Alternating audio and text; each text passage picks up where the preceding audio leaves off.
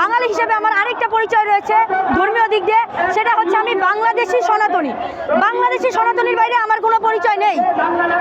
আজকে আমি নিজেকে এখানে দাবি দিয়ে বলতে পারবো, আমি না কোনো আওয়ামী লীগের দালাল, না কোনো স্বৈরাচারের দালাল, না কোনো রাজনৈতিক পরিচয় বহন করি, না আমি ভারত থেকে গাঙ্গের জলে বাংলাদেশে ভেসে এসেছি। আমার জন্ম এই বাংলাদেশে এবং আমার মৃত্যু হবে এই বাংলাদেশে। আজকে আমরা এই শহীদ মিনারে আমাদের 8টা দফা নিয়ে এসেছি।